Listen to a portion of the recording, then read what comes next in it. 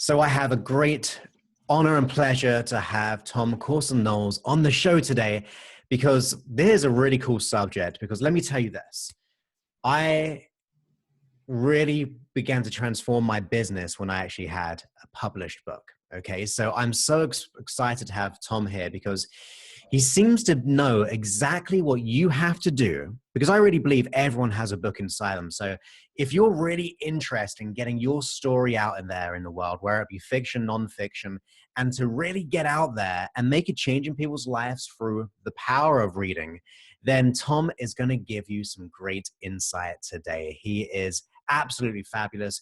He is the owner of TCK Publishing, and we're going to dig really deep in how you can get your mind and body into publishing a book the way that you want it, in the quickest and easiest way, I'm very sure. So great to have you here, Tom. It's great to be here, Joseph. Thanks for having me. So I'm just so impressed. I mean, we spoke last week, and you just seem to be absolutely immense when it comes to publishing, self-publishing books. I mean, you've done so much. So let's go ahead and give some stats out. I mean, like, well, how many books have you written so far?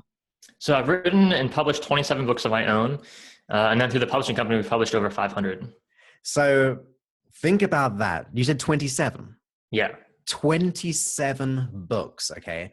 So I've written just one book, and that did phenomenally well for me. And Tom has written 27. So he knows a lot about book publishing, whether it be self-publishing and obviously publishing your potential book as well. So Tom, how did you get into this? Because I think we all think we want to be a writer in some form. We got our own story, but how did you come into being first of all, I'm going to guess, an author and also a publisher?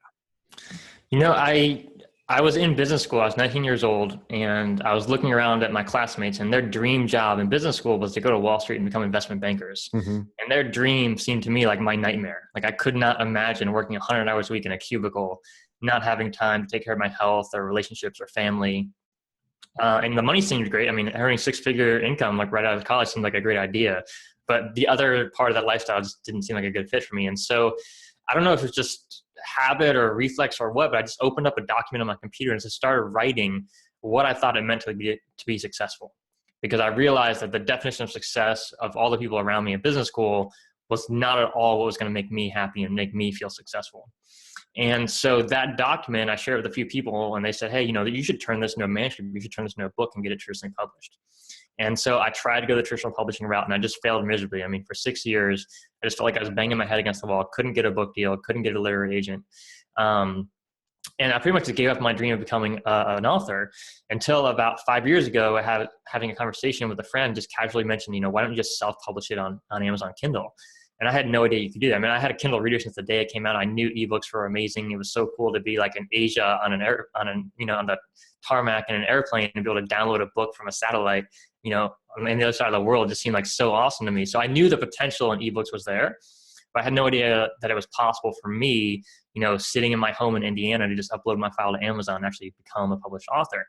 And so I did all the research I could at that time to figure out how to publish my book, uploaded my first book to Amazon. But I was so embarrassed I had to self-publish my book, Joseph. I didn't tell anyone what I'd done. Mm-hmm. I didn't tell anyone I published a book. I was just like, because there's this whole stigma around self-publishing. It was much worse back then. It's not really the same way today at all. And you're putting yourself out there, right? I mean, you're putting what you have in here, your passions, your talents, and your dreams, and you're putting it out there for the world. I mean, that's a scary thing, right? Exactly. You have to be really vulnerable to be an author, right? To publish your ideas, your thoughts, your beliefs, your work, right? It's a very vulnerable experience, right? There's a lot of fear around that. I mean, everyone has fear and anxiety around, doing something new, right? And especially something like this, where you're going to be judged, you're going to get book reviews and they're going to get critiques, right? And that's just part of the process, right? And so anyways, my story, I uploaded my first book. I didn't tell anyone. I was so embarrassed. And I checked back on my account a month later and I saw I had 11 sales, Joseph. And that for me was huge. Like I was like so excited. I was like jumping up and down. I was just on fire. I was so excited because I knew, look, if I can sell 11 books without telling anyone in the world what I'd done, imagine what I could do if I treated this like a real business, right? Imagine what I could do if I actually promoted my books and wrote more books and really focused on this business. And so that's what I did, because that was my passion. I had this idea that success was more than just money. And I saw a lot of people in business school who did not understand that, right? And I knew there's a lot of people out there who would resonate with my message, and I knew it could help a lot of people improve their lives. And so I was passionate about that. It was really for me about the message. But as soon as I saw this vehicle for me to get my message out into the hands of so many people, that's when I really focused on it day in and day out. And so my 10th month in self-publishing, I had my first $12,000 month just from ebook royalties alone on Amazon. 12,000. Yeah. So let's go there for a second, because it is really interesting. Because Tom, surely all writers are poor, right? Yeah, that's right. That's I think the biggest myth out there, like the starving artist myth, right? Exactly. Yeah. And I used to believe that too, but if you actually look at the world, it's complete nonsense. I look at the richest people in the world. They are artists. You know, people like J.K. Rowling, Beyonce, Jay-Z, like all these people, they're artists. They create art. And even if you're an entrepreneur, that's an art in its own, right? You're creating a product, you're creating a service, you're creating a business. That's an artistic process you have to go through. You have to have the vision and turn that vision into reality. That's really what art is. And so, you know, that myth, what I realized is it doesn't make any sense, right? And so I think the thing is that in order to become a successful artist, become a successful creator, successful author, successful entrepreneur, you have to balance that creativity with real world practicality. And I think that's where most people mess up, right? They say, oh, I'm a painter and I just paint great stuff and I don't care about money. I don't care about this, right? And so if you're telling yourself, I don't care about money, I don't care about my customers, I don't care about selling, what you're really saying is that you're not willing to do the work required to get your message, your story, your ideas into the hands of more people, right? And you're kind of like, it's like shutting yourself off from the world as it is, right? It's like living in this idealistic reality. And I think a lot of people who, you know, have that starving artist myth, that's what they're doing. Like they're shooting themselves in the foot quite literally, because they're not willing to learn what it actually takes to make an impact with their work, right? Anyone can create art, right? You know what I mean? We've seen this modern art movement where like there's like a toilet that's with a signature on it and we call that modern art, right? Anyone can create something and call it art, but it takes someone with passion. It takes someone with commitment to take that art, to take that message, take your story and to get it out to as many people as possible, because that's the point, right? The point is to make an impact, to change the way people think or see the world, right? That's the point of every book, every story, every piece of art, every song, right? And it feels great to create, right? So a lot of people create because it feels good, right? It feels great to paint if you're a painter. It feels great to write if you're a writer. And that's a very selfish process, right? There's a lot of selfish artists out there, and they tend to be the broke ones because they're only in it for themselves. They only do it because it feels good, because it feels right. But they're not willing to take what they've created and actually get it out there and make an impact and help people with it.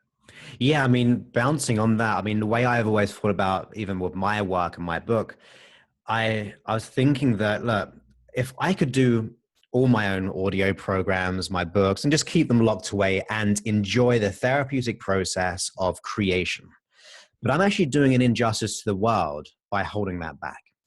I'm not serving anyone whatsoever by just holding my talents back, because I know for a fact people have been helped through my work. I mean, you get emails all the time. You get to see the reviews. You get all these things happening in your life. How does that make you feel? I mean, it's awesome. It's, you know, to get an email from someone saying, you know, I changed their life. I changed their business, their income, their relationships, their health, whatever. It's really, really amazing. It feels great to know that I'm making a difference with my work. Yeah. And that brings more gratitude, right? Exactly. And it keeps me motivated to do more work, right? To write my next book, to start my next project, because I know that it's going to help people. And I think you're totally right, Joseph. It's about service, right? It's about having that servant's heart. So yes, you can be selfish and enjoy your work and love what you do. And that's amazing. There's nothing wrong with that. But I think you also have to balance that with this mentality of being a servant. And being willing to adjust what you're creating to the needs of your audience, to the wants of your audience, right?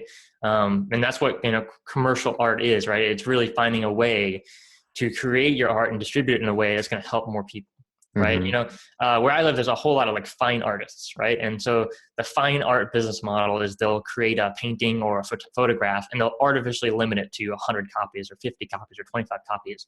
And they'll charge $5,000 or $10,000 or whatever for those art pieces. And to me, that's fine, but it doesn't really, in my heart of hearts, I don't feel like that's the best way to make an impact, right? It's a business model. They're doing it to make a profit. But if they really wanted to make more of an impact with their work, they wouldn't put an artificial limit on it. You know what I mean? So there's nothing wrong with that. I'm not judging these people, but I think there's a lot of ways to take your art and get it out to the world, right? And to help people with it. And for me, with books and with everything I've done, it's always about how can I help the most people, right? I'm not focused on how can I make the most money. How can I help the most people? Because the money will flow when you add value. When you add enough value to people's lives, the money will come to you. But for me, it's always about how can I help more people, get my message out to more people, because I think that's what the world needs, right? We don't need people who are, only creating a book for these elite people who can afford $5,000 books or something like that, right? I think what the world really needs are people who are willing to create something that is going to impact people's lives and to get it in the hands of many people as possible. And you can look at, the media today and, all the fake news sites and all the stuff that's going on, misinformation on the internet. And you realize that, look, unless there are people who are willing to put out the truth, put out good information, people are just going to get confused, right? And I think that's kind of our duty as authors and that's always been our duty since books have been around for thousands of years, is to record good information that will help people, right? That's the reason writing evolved, was to record, how much food was in Sumeria, right? How much supplies they had. That's why literally why writing evolved, was to manage the assets and information and resources of society to help more people.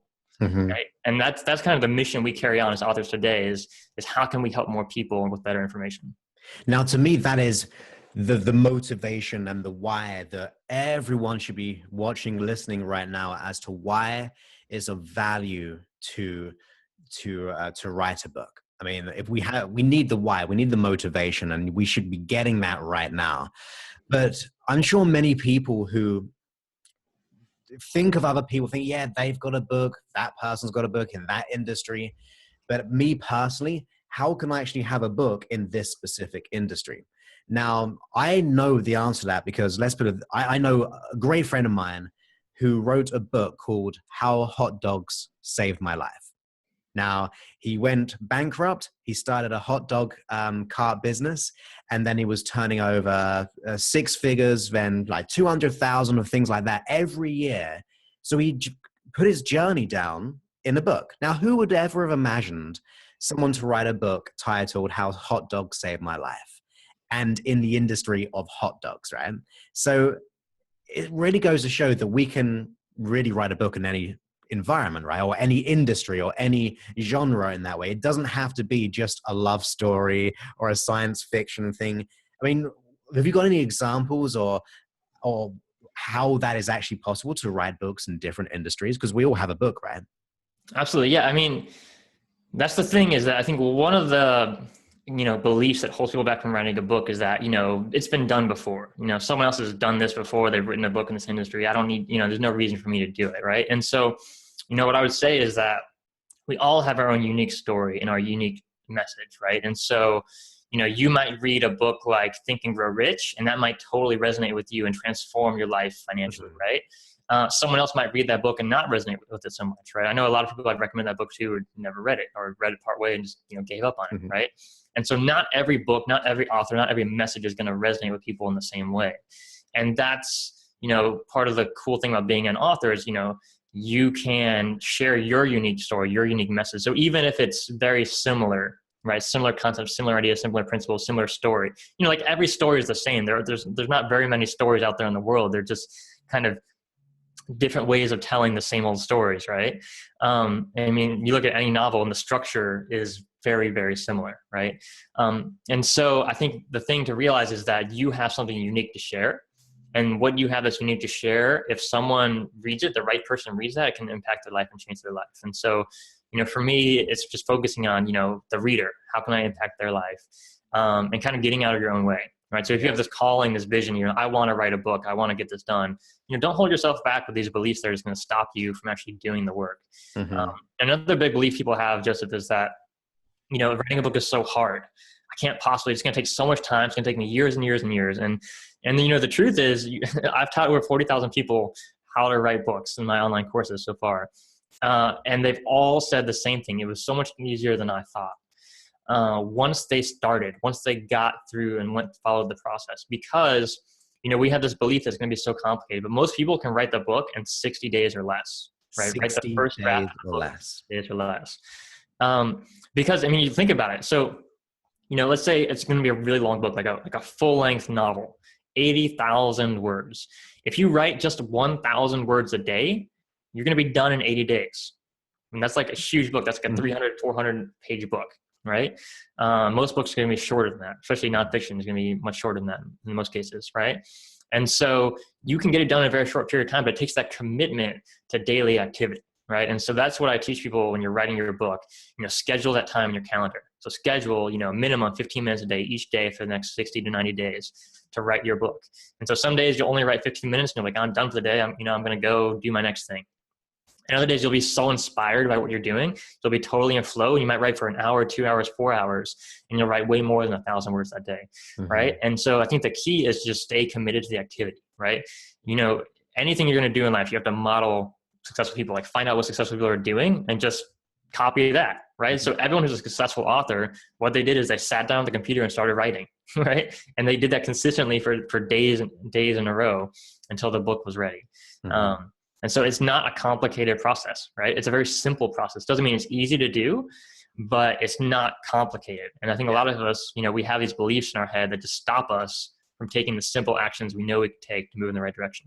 I really love what you're saying here, because I think breaking down those beliefs about writing a book or the genre and all those things, they are just simply illusions. I'm sure a lot of people know this personally from my experience. And we were talking about this last week. I dropped out at school. I dropped out of college, and I got a D and an E in English literature and all the writing and spelling. And I was a hopeless writer, absolutely hopeless. So how can someone like me write a book? Well, I didn't do it that way. I actually spoke my book. It's not just about writing it, is it? There's so many different avenues. And if we just remove these limiting beliefs that it has to take years to write a book, people won't want to listen to me. With that one, I always think, well, if you're interested in it, surely there's someone else out there who's interested too. And I'm sure that other person is really thousands and hundreds of thousands of people around the world. So there's so many different avenues, isn't there? These limiting beliefs we hold about ourselves just hold us back. And the reality is that there is no excuse or reason, right? Because there's a step-by-step process. You can do it in 90 days or 60 days. You can do it in different forms, and there's always a genre for you. If you're interested in it, there'll be someone else interested, right? Absolutely. Yeah.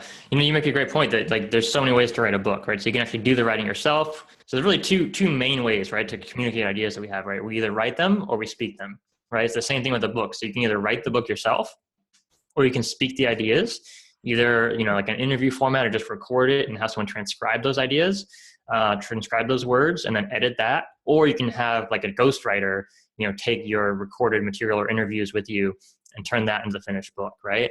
So, writing a book and publishing it is really a team project, right? No one's ever, we call it self-publishing, right? But no one's ever really published the book by themselves, right? We have to have a team, right? So you're probably going to have, an editor, you might have a transcriptionist if you're speaking your book, or a ghostwriter, you might have a cover designer, people to do formatting and layout, right? So you're going to have a team around you to help you get the project done. And so I think costs hundreds of thousands of dollars to be able to have this team though, right? If you need a designer, you need an editor, a ghostwriter potentially, and all these kind of things. Surely this is going to be a bigger cost than the reward, right? It's so, it's so cheap today. Everything's gotten so cheap today. It just blows my mind. So, I published my first book for $5. $5 is my total investment. I spent $5 on a cover design from Fiverr.com. Awesome. And it was a terrible cover design, but it got my book published, and I sold 11 copies without doing any marketing, right?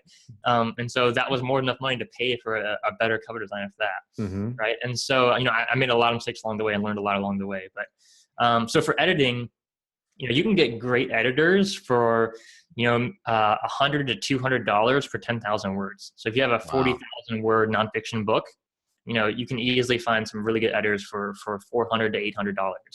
Now, I will tell you, when you're hiring an editor, I highly recommend that you only hire someone who's been professionally trained at either a publishing firm, a publishing company, or like in journalism, right? Like at a newspaper or something, because there's a lot of people out there who say I'm an editor, and they're on all these freelancing sites, and anyone can fix grammar and typos and usage errors, right? Like that's easy. But what you really want a great editor to do beyond that basic stuff is to understand your market, to understand your reader, to understand what's going to make your book sell, and to understand how to structure and organize your work, and make sure that the ideas you think you're communicating are the actual ideas you're communicating, which is more than just fixing grammar and typos, right? And so in order for someone to really have those skills, they have to have been professionally trained, right? And so I highly recommend, whenever you're interviewing an editor for the job, make sure they've been professionally trained at either a publishing company or in journalism. So that's cheap, right? I mean, $1,000, you can find an editor for most books. And so if you're a brand new writer and you're a terrible writer, you might need 2 editors. So maybe you could budget up to $2,000, right? But that's an investment, not just in that book, but also in your learning as an author, as a writer, as a communicator, because you're going to learn so much about how to improve your writing, how to improve your communication skills through that editing process. I mean, we spoke about this personally, about like getting feedback from the editor. They're not there just to correct it. They're going to bring more out of you. They're going to give you more direction. They're going to say, I know when I was writing my book, or my book was being edited because I spoke it, of course. They said things like, I really love what you did here, but can you expand upon this situation? Or what were you feeling in this situation? And kind of, can you just go in this direction a little bit? And to me, it really opened up my ability to edit that book, okay? Because that's when I went to more of the writing side, and I was kind of it's really just fine tuning, right? So it's important that to realize it's awesome that you're getting feedback by these brilliant people, like the good ones that you hire, because you're going to actually expand upon yourself in that book and also future books, right? So not to really take it as a criticism, because I'm going to guess that people can perceive it as criticism. Absolutely. Yeah. I mean, that's another belief system a lot of people have that holds them back from success, right? So, if you get a book, your manuscript back from an editor, and there's just red marks everywhere and comments everywhere and, fixes everywhere, and it just looks terrible, right? That's good, because that means the editor actually cares, right? They care enough about your work to give you ideas, to help you improve it, to fix everything, to go over with to fix all the middle minutia, every little detail. You want someone like that. You want someone who's meticulous. You don't want someone who's just going to look it over and be like, oh, it's okay, go ahead. You don't want like a yes person, right? Who's just going to tell you, yes, it's great, and doesn't actually understand the market, doesn't actually understand the reader, and doesn't actually understand what you can do to improve, right? You want to work with professionals. And professionals, by definition, they're willing to take feedback, like they're willing to learn. The professionals are interested in the truth. They're interested in what's best. They're not interested in their ego, right? If you go to a financial advisor, and he gives you this idea for this investment, and you say no, and he just like erupts at you and yells at you and gets so upset and angry, like, is that a professional? No, right?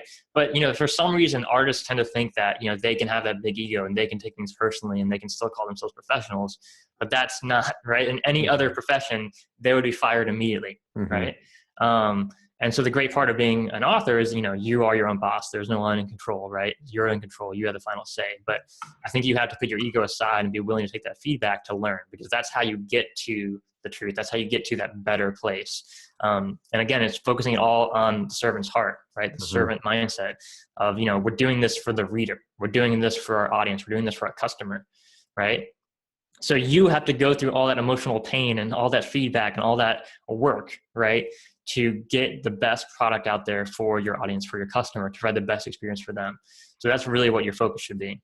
I mean, you definitely have to have that willingness to learn and to embrace feedback. I mean, remember what I always say, the feedback is a learning. That's all it is. They're giving you information back, and it's up to you to learn from it. Of course, you don't have to take it all on, but you have to have the open mind to be able to conceptualize it, to understand it, and to take it on first before you accept or deny it. But I really love that you said that if you see all the red marks and the little markers there, think that that's a great thing, because it means that someone's caring about your project. I mean, to me, that is a great, once again, another limiting belief, which is gone, because, now it just means feedback. It just means I'm going to be able to learn something here. So to actually embrace that challenge. Mm-hmm. Absolutely. I can't tell you how many times we get, an author submitting to our publishing company, and they'll say, my book has been professionally edited. It's great. And then we'll have one of our editors provide a free sample edit for them, and there'll be just red marks everywhere. Mm-hmm. Right. And so you can tell immediately by the author's response, what if they have the growth mindset, right? They're willing to learn and grow and get better, or if they have that fixed mindset where they think they're perfect and they don't need help. Right. Mm-hmm. So people with the growth mindset, they're going to say, oh, wow, this is amazing. You guys found so many places for me to improve. This editor is so much better than my other editor. I'm really glad, right? Mm-hmm. Or they'll say something like, it's not a good fit to work together. I don't think we should work together. Something like that. Like right away, they'll get really defensive, right? And I think that's kind of the key, is that you can't be defensive mm-hmm. about your work, right? Because it's not about whether you're right or wrong. It's about, what service are you providing? What value are you providing, and how can you increase that value? And the only way you can do that is with feedback, is with help of support of a team of professionals, right? Mm-hmm. That's a process you have to go through. Yeah. So we've really discovered the why it's important, like how we can serve the world to a far greater level, that we still, despite everything being said, I mean, a thing of music, every chord has been done. They're just putting in different ways and just redoing things, right? So we know that, we can spin out our truth, our perception. And we know that if we're interested in it, there will be other people interested as well. And we're breaking through these limiting beliefs. So knowing that we're in a position right now, I mean, let's just pretend that I am now I feel like I can do this. I mean, I understand that I can write a book in 60 to 90 days. I can do all these things. And there is a market, a niche for me out there, which I can actually get out there. But knowing that, what would be my next steps, do you think? Like if you would, through your system, through how you guide people, obviously don't give out all the great information because there's your expertise and there's how you serve the world. But what would be my first steps? Or even if it's like working with you personally, what would I have to do? Because I know I'm ready for this now. What will be the next step? So the process I take people through is I've kind of boiled down the creative process into a science through my experience and experience with a lot of my students and clients. And so it really all starts with your right brain, right? That creative aspect of yourself, right? And then there's that left brain analytical aspect of yourself. And so the entire creative process is kind of this bouncing back between the right brain creativity and the left brain analytical, right? And so it starts with that right brain creativity, is coming up with a list of book ideas, right? So right now you might have this one book idea, like, I definitely want to write a book on, hypnosis. That's what I want to do. And I think the problem with a lot of creative people is that we don't give ourselves enough time and space to really express our creativity to the utmost. And so what happens is, you start on this book on hypnosis, right? And, you get halfway through the book and then you're in the shower one day and you get this idea for another book, mm-hmm. right? You're going to write a book on, personal development.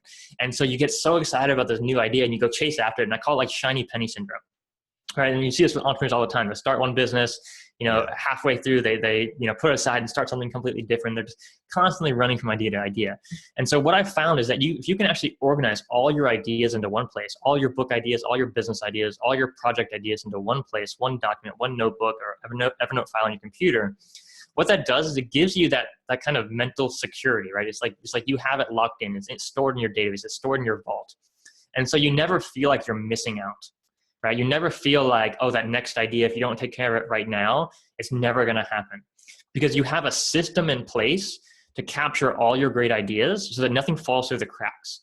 If you don't have a system in place, then you get this fear, right? You get this anxiety, right? It's like if you had, all of your money stored in a piggy bank and there's a hole in the bottom of the piggy bank, right? You're going to constantly be worried about all the money falling through the cracks, right? It's the same way with your ideas. And so by having that vault where you lock that information in, you feel safe and secure and confident to start a project and finish that project, which is really the key to success, right?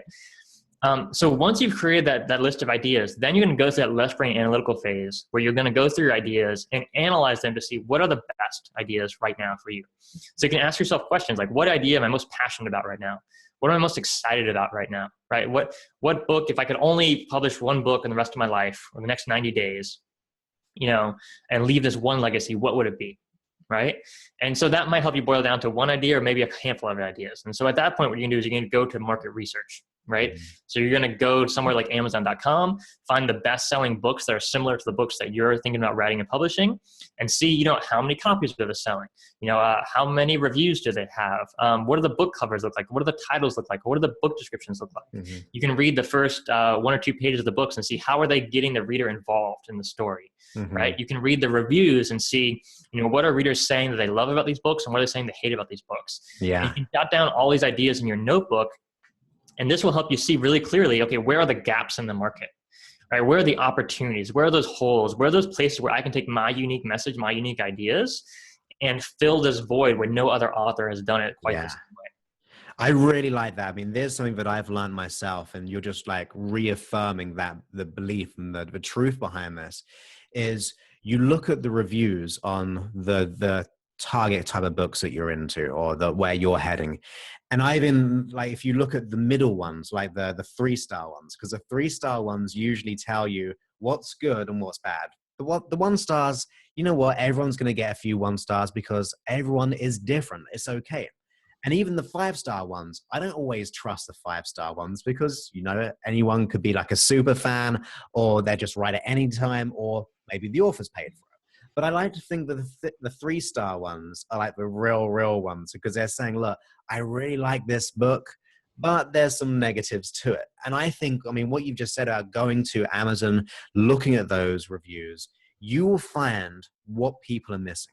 You will see what they're missing and what people are craving in that market. So I really like that you said that because I think it gives you inside information. And I love that. Absolutely. Yeah. So it's really, it's like in any relationship, right? So my philosophy in business is that long-term success is about long-term relationships, right? And you can look at any relationship, any long-term marriage, any long-term friendship, right? It's all based on communication, and which is really based on listening, right? If you're not listening to your partner, you're not listening to your best friend, they're not going to be your best friend or your partner for long, right? And that's exactly what market research is. I hate the word market research because when we studied that in business school, it was like so boring. And it scares me as well. It's so clinical. Exactly. And you think you have to spend thousands of dollars and take so much time. It's so simple. You can go to Amazon, read the reviews. You can do it in a couple hours. That's your market research, right? So it's really about listening to your customers, listening to your ideal customer, finding out what they like, what they don't like. What are they afraid of? What are they hopeful for? What are they looking for? Right? What problems do they have and how you can help them solve those problems? Right? That's what it's really about. It's just about listening. And so, this process doesn't have to take a long time. It doesn't have to be really expensive. It's just about listening. And again, coming from that servant's mentality where you're listening for where the opportunities are for you to add more value than anyone else is doing, or add value in a different way that no one else has done before. I love it. And then what will be the next steps? Knowing you've got that market research. So now you've got the market research, then that should help you hone in on, okay, that one book idea. So maybe you market research 3 or 4 books, and then you're like, oh, this one is, the most profitable, I see the biggest gaps in the market. I'm most excited about this one. That's when you decide on that one book you're going to do. And then you're going to go back to that right brain creative process, right? And you're going to brainstorm the ideas that are going to be in the book, right? So if you're going to say, hey, I'm going to write a book on hypnosis, what are the, core ideas, the core concepts that my reader absolutely must have in order to master this topic, right? And you also want to focus for nonfiction, you want to focus on problems. So what is the main problem your reader is going to have in this area? And how are you going to help them solve that problem, right? And ask yourself, okay, once you've got this kind of basic list, okay, what else can I add in? What other resources can I add? So beyond the book even. So can you add videos? Can you add checklists? Can you add downloadable documents or workbooks? Can you add other things to the content of the book in addition to the book on your website or something like that to kind of take that learning experience to the next level, right? Because a lot of concepts, aren't really perfect for a book, right? So, and especially with the way books have changed. So now we have ebooks, like most people are buying ebooks now. So we have ebooks, we've got physical books, we have audiobooks, right? And so you have to think about your reader from all those different perspectives. So, if you only have a physical book, it's okay to have blank space in there where they can write in the answers to questions, right? But if it's an ebook, they can't write on their ebook, right? And so you have to give them those pages of the book like as a PDF download on your website, so they can download, print it out, and use that. All right, so it's just thinking about all these different things you can add to the book to make it even more useful for your reader. Yeah, I mean, one thing I did with mine, obviously I do hypnosis and I do like audio stuff. So within my book, there was links which would tell them, here's an audio version of what I'm explaining in the process, or here's a hypnosis track.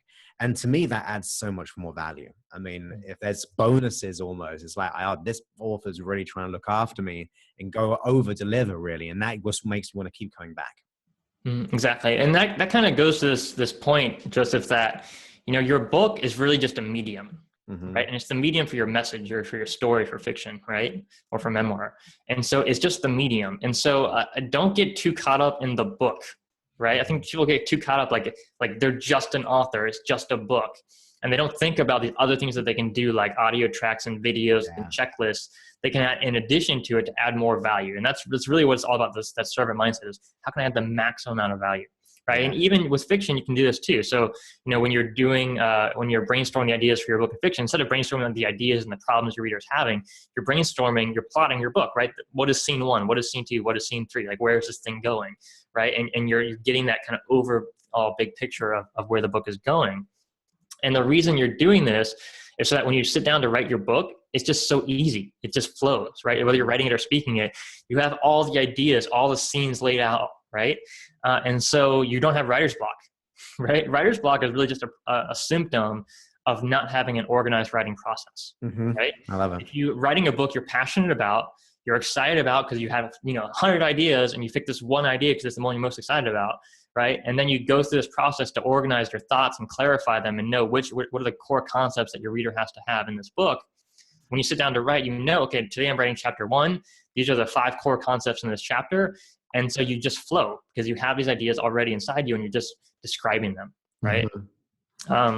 And so that's really the process you go through to create the book, is really balancing between that right brain and that left brain process. And one other thing I would say is, when you're writing the book or when you're speaking the book, right, don't think about editing it, right? Don't think about typos and grammar and usage and facts and fact checking and links and all that stuff, right? Just flow, just be totally right brain, be totally creative, just get the ideas on paper. That's the first draft, right? Then you can come back after the first draft is done and go back and do the analytical editing process. Yeah, because you'll just trip yourself up, won't you?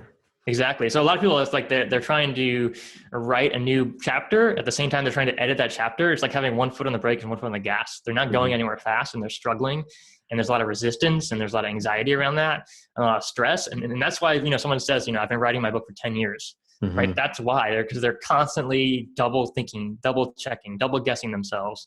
And they're not giving themselves the freedom to fully get the ideas on paper and then to work with a professional editor to help hone those ideas and really make it clear. Nice. I like it. And I think something to really finish on, just to give people an idea, it just doesn't stop with a book, right? Because, for example, I give my examples because they're real, right? So I have got a book, but then I also created a weekend seminar based around the book. I created an audio version of the book. I've had one-to-one clients because of my book. There's so many, it's not just a book. This is like a stepping stone, which can also lead to other things and then even go back on itself. Like if you start to do seminars or trainings or consulting, you can record those and get it transcribed into another book. I mean, there's always a but my main point was, it doesn't have to stop at a book. I mean, if you think of what's the men are from Mars and women are from Venus, kind of whatever book that was.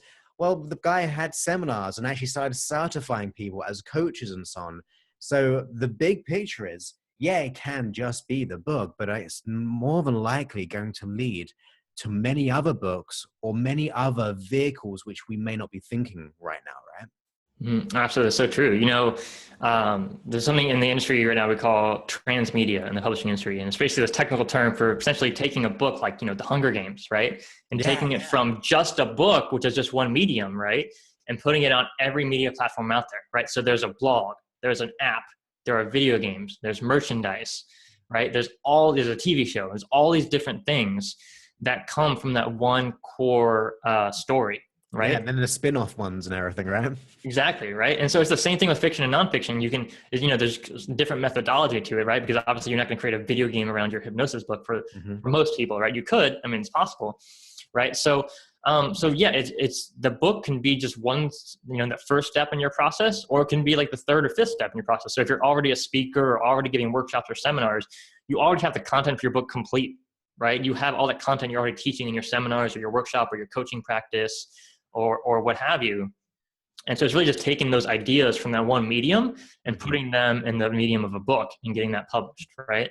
So absolutely. I mean, there's so many ways to get your message and your story out there to the world, right? I mean, but the internet has made it so much cheaper and so much easier and more efficient to get it out there. And I think most people just need to learn kind of the strategies of how do we actually go about that, right? Because if you're a coach or consultant or seminar speaker, like, that's your full-time gig, you might be so busy, caught up in that world and caught up in your habits that you don't think about, okay, what can I, how can I write my book? Because you think it's so hard, so difficult, or what have you. But really, if you just follow this simple process, anyone can do it, right? And that anyone can do it because millions of people have come before you and done it, right? You can look at your industry already. Get a best-selling book out there, which was published by Hay House.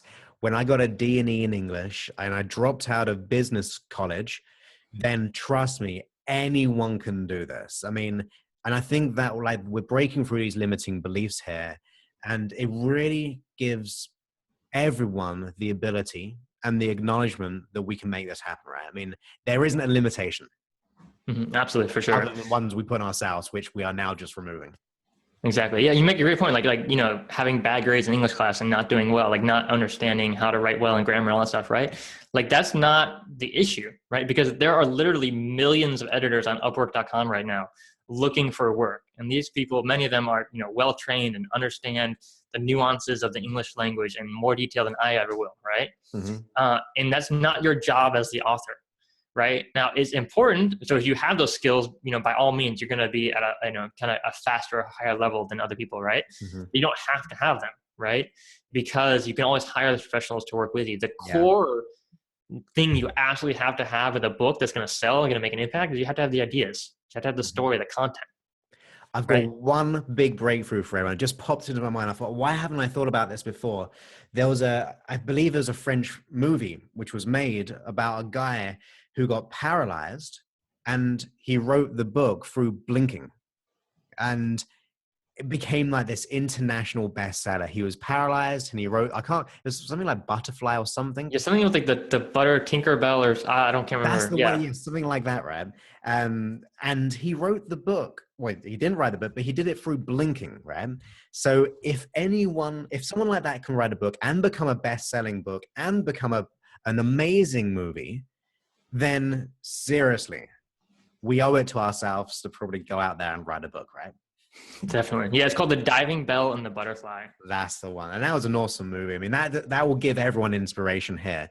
So I guess the next steps, Tom, is, how do we find more about you? Because obviously you are the man who will take people step by step through the process.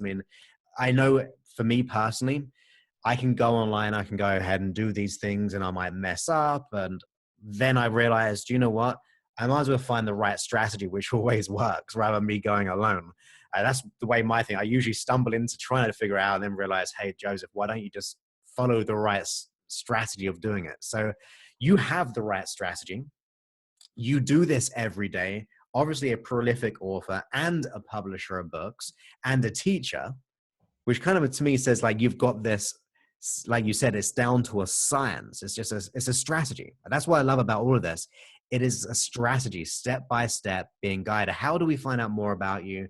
And also maybe tell me very quickly how you personally do all this stuff. Yeah, definitely. So if you want to learn how to do it yourself, I've got a free video training course that will walk you through every step of the process, from formatting your book, uploading it to Amazon, getting your first book published, and then launching and promoting it like a pro. And that's at ebookpublishingschool.com. And that's a free video training course you can get started with right away. Now, if you are looking for a publisher, we also run a publishing company. And so you want us to partner with you to publish your book, to help you with every step from writing it to finding the editors, cover design, formatting, publishing your launch and marketing campaign, all that stuff. That's at tckpublishing.com. And then just check out our submission guidelines at the top and send us a quick email introduction, a little bit about you and what you're planning to write about.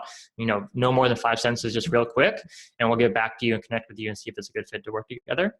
And the other great resource is publishingprofitspodcast.com. So the Publishing Profits Podcast show, every single week, what we do is we interview best-selling authors, many who sold hundreds of thousands or millions of books. And we talk about, okay, what's working right now in their business to help them increase their fan base and grow their income. Mm-hmm. So we got 3 perfect avenues right there. So we got obviously the free. We've also got we actually get published, which is obviously the best one because you're going to be doing or helping them step by step in person or like through a proper right medium. And then of course you've got the podcast, which will give you how to expand and explode your growth when it comes to writing a book. Absolutely. Yeah. And if you guys have any questions about any of the stuff, but feel free to contact me. My contact info is on all the websites, and I'm more than happy to answer your questions personally. So you now finally just telling me that we don't have to be starving artists. We all have a book in ourselves. We all have the ability to do it in many different factions and different ways and vehicles of doing it. We can actually get the step-by-step process, which is really down to a science, and model how you're doing it and just get it out there in the world and actually allow bigger things to come from that. Is that what you're saying? Absolutely. Yeah. I mean, like I said, the book is kind of just one step in that journey, right? And you'll be amazed what happens once you have that book published. I mean, I'm sure you know this, Joseph, like you get opportunities all the time. Like the other month I got an email, some company said, hey, someone read your book and recommended it to us. And so we would like to, promote your training course. And so they sent me 500 new customers overnight and sending out an email just because someone read my book and recommended it to this organization. Right. I love it. Like opportunities like that happen all the time when you're a published author. And I can confirm the biggest breakthrough for me was actually having a book out there in the world. It really was. I was doing really good, but the book just took me to a whole new level and gave me far more opportunities to work with celebrities, to work with film directors, professional athletes, and all those kind of things. So it is really a great, sure, it's work because you've got to do the work in everything that you do, but it's a far more simple, strategic system to make a bigger leap out there. And everyone would be nice or would love to say, look, I'm a published author. Absolutely. Yeah. It's one of those things, Joseph. It's like, if you look at your life, a year from now, 5 years from now, 10 years from now, 50 years from now, do you wish you had written a book this year? Mm-hmm. Right. Yeah. Like, looking at your life from the future, like, what kind of legacy do you want to leave? What kind of impact do you want to have in the world? And you can see, all the things maybe you're doing in your business right now or doing in your life right now and see, hey, maybe I could spend a little less time watching TV or doing this or, on social media and redirect that to creating something that's going to make a lasting impact and leave a legacy behind and make a real difference in the world, right? That's the opportunity you have. So yeah, if you want to take advantage of that, I'm more than happy to help. Perfect. So just one more time, the 3 website URLs. Yeah. So ebookpublishingschool.com for the free video training course, tckpublishing.com to learn more about our publishing company, and then publishingprofitspodcast.com to check out the podcast show where we interview best-selling authors every single week. And I'll put all of that in the show notes to today's episode. So I just want to thank you, Tom, for taking the time out of your busy schedule, because I know that you do lots of interviews. I know that you're obviously probably writing 100 books right now at the same time and publishing, doing these awesome, amazing things. So I want to thank you personally for taking the time out to really get through these limiting beliefs about writing a book. I mean, that to me is just absolutely epic. So I really appreciate you coming on the show. Thank you, Joseph. I appreciate you and all the great work you're doing. Thank you, my friend. I'll speak to you soon.